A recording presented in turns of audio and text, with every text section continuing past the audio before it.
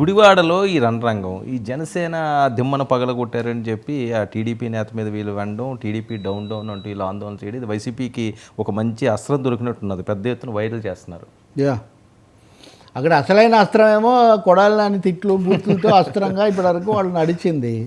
ఇప్పుడేమో ఆయన కొంచెం పీచే మూడ్ అన్న దాంట్లో ఉన్నటువంటి పరిస్థితిలో ఆయన ఉన్నాడు. కారణం ఏదైనా కొన్ని రోజులు తలవంచాలి అన్నట్టుగా.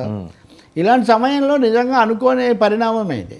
అవును, అనుకోనిది అంటే పూర్తిగా అనుకోనిది కాదు, గుడివాడలో అనుకోనిది కావచ్చు, కానీ వీళ్ళ ఐక్యత స్థానిక స్థాయి దాకా పర్కులేట వెళ్తుందా లేదా, ఏం జరుగుతుంది, ఒడిదుడుకులు వస్తాయా, ఇట్లాంటివి చాలా ఉండేవి.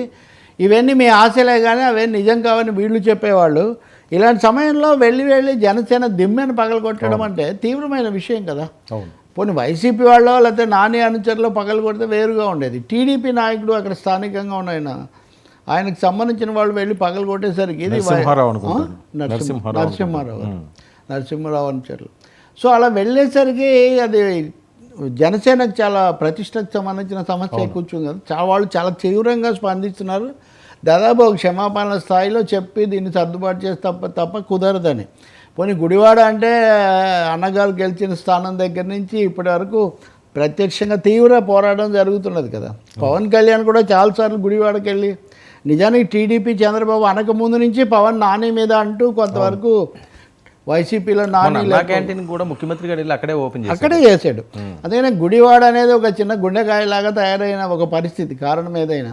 అలాంటి చోట ఈ తగాదా రావటం అన్నది. రెండవది సోషల్ కాంపోజిషను, క్యాస్ట్ డివిజన్, ఈ విధంగా చూసినప్పుడు కూడా మీరు ఏ విధంగా గోదావరి జిల్లాలని మీరు చెప్తారో గుడివాడకు కూడా అటువంటిది కొంత ఉంటుంది. అది ఉండడానికి ఏమో డామినెన్స్ ఒకరిది ఉన్నా, రెండు వీళ్ళకు కూడా అక్కడ తగిన ఇది ఉన్నటువంటి ప్లేస్ అది. మరి అక్కడ ఇది రావటం అనేది నిజంగా కూటమికి అది మంచి సంకేతం కాదు.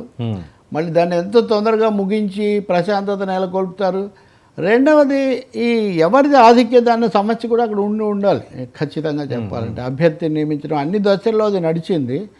జనసేన వాళ్ళు పూర్తిగా ఇదేదో టీడీపీ ఇది వరకంతా నానిది, ఇప్పుడు టీడీపీకి ఇస్తే మరి మేమేమైపోవాలన్న ప్రశ్న వాళ్ళకు కూడా ఇక్కడ ఉండాలి. సో అందుకనే వచ్చింది. తీవ్రమైన విషయమే.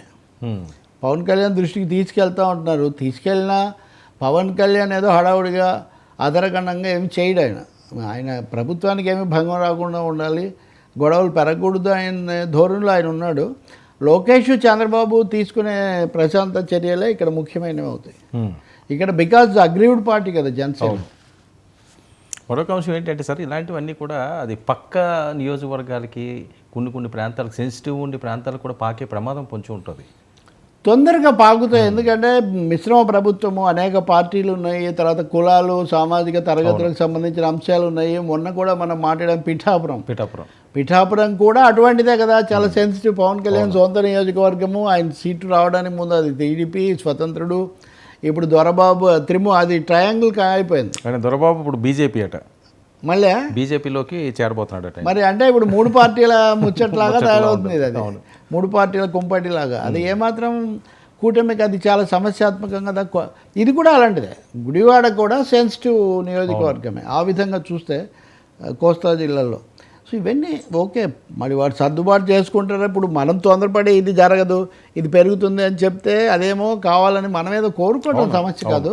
తగు జాగ్రత్తలు తీసుకోకపోతే, ఈక్వేషన్స్ సక్రమంగా చూసుకోకపోతే మటుకు ఇవి చెలరేగే అవకాశం చాలా ఎక్కువగా ఉంటుంది.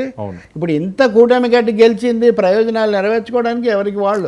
పైకి వేరే విషయాలు ఎన్ని చెప్పినా, ఒకటి ఆధిపత్యాలు, 2 నామినేటెడ్ పదవులు, 3వది స్థానిక ప్రాబల్యాలు, 4వది సామాజికమైన సమీకరణలు, క్యాస్ట్ ఈక్వేషన్స్, ఇవన్నీ అక్కడ పనిచేస్తూ ఉంటాయి.